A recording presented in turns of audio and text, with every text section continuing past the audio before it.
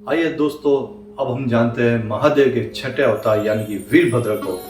वीरभद्र की उत्पत्ति कैसे हुई, उसके पीछे की कहानी क्या है, आइए जानते हैं। महादेव का छठा अवतार, एक बार महादेव के ससुर ने अपने यहाँ पे बहुत बड़ा हवन किया था, सभी देवी देवता को बुलाया, लेकिन केवल महादेव जी को नहीं बुलाया। ये बात जब उनकी पत्नी सती को पता चली, सती को बहुत क्रोध आया। वो झगड़ा करने के लिए अपने पिताजी के पास में गई। उन्होंने अपने पिता से बहुत ही भला बुरा कहा और अग्नि के अंदर स्वाहा हो गई। सुनकर महादेव को बहुत क्रोध आया और वो दक्ष के पास में आए और उन्होंने अपनी जटा में से एक बाल तोड़ा और पत्थर में गिराया, जिससे उत्पत्ति हुई वीरभद्र की। वीरभद्र के रूप में महादेव ने दक्ष का सर काट दिया। सभी देवताओं के समझा इस पर। वीरभद्र के रूप में जब दक्ष का सर काटा गया तो महादेव ने पुनः उन्हें एक बकरे के रूप में सर लगा दिया। तब से दक्ष बकरे के रूप में पूजे जाते हैं। ये है वीरभद्र जी की कहानी। आइए जानते हैं अब सातवें रूप महादेव का, जिसका नाम है गृहपति के रूप में। गृहपति ये ब्रह्मा के द्वारा दिए गए शिव का एक नाम है।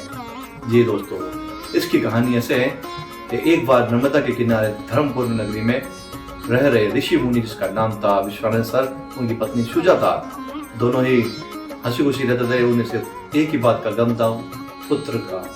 जी उनको संतान न होने की वजह से सुजाता ने अपने पति ऋषि को ये आग्रह किया कि वो शिव की उपासना करे, शायद उन्हें कुछ संतान हो सके। इसी बात को मानते हुए एक दिन ऋषि मुनि नर्मदा से निकल शिव काशी गए। काशी में उन्होंने शिवलिंग की पूजा की। घोर तपस्या के बाद में महादेव प्रसन्न हुए और उन्होंने पुत्र रूप में सुजाता के गर्भ में स्थान पाने का उनसे आग्रह किया। ये बात सुन वो वापस पुनः वहाँ आए और उन्होंने एक समय रहते महादेव को पुत्र रूप के अंदर।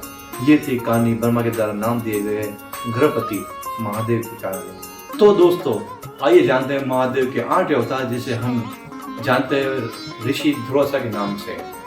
जी दोस्तों, ऋषि दुर्वासा की उत्पत्ति सत्यंसा और उनके अत्रि को सत्यंसा ने ब्रह्मा के कहे गए उद्देश्य के अनुसार ब्रह्मा विष्णु महेश तीनों की उपासना करने के लिए कहा। तब तीनों ने प्रकट होकर अत्रि को ये आदेश दिया, ये वरदान दिया। और एक समय के बाद में ब्रह्मा के द्वारा जो अंश हुआ, जिसे दत्तात्रेय कहते हैं, विष्णु के द्वारा उत्पन्न हुए बच्चे को सभी लोग चंद्र कहते हैं। और महादेव के रुद्र के अंश से ऋषि दुर्वासा ने जन्म लिया। ये है दुर्वासा के रूप में महादेव का अवतार की कहानी। आइए दोस्तों, अब जानते हैं महादेव के सबसे अलौकिक और सबसे नटखट अवतार, जिसे हम हनुमान के रूप में जानते हैं। जी, हनुमान जी के जन्म लेने की कहानी कुछ इस तरह से है। विष्णु पुराण के अनुसार जब सागर मंथन हुआ तब विष्णु ने मोहिनी का रूप धारण किया। उस मोहिनी के रूप से प्रभावित होकर शिव के अंश गिरने लगे। तब सप्त ऋषियों ने एक पत्थर के अंदर शिव अंश को एकत्रित किया।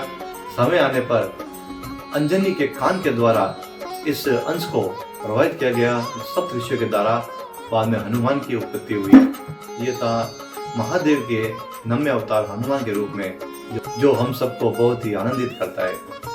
आइए जानते हैं अब 10वें अवतार की तरफ, जिसे हम बताते हैं वृषभ अवतार।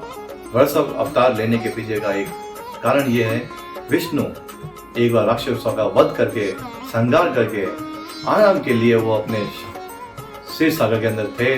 और वहाँ पे जो उनके जीते गए जो राक्षस थे, समुद्री राक्षस, उनकी रानियों के सामने वो रहे और उनके द्वारा कई सारे बच्चों की उत्पत्ति हुई।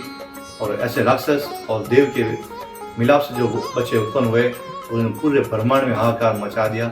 महादेव ने वृषभ अवतार के रहते सभी उन दुराचारी बच्चों का अंत किया और पूरे ब्रह्मांड को सुरक्षित किया। इसी वजह से विष्णु प्रसन्न होकर उनके सामने आके क्षमा मांगी और फिर से त्रिलोकीनाथ बने।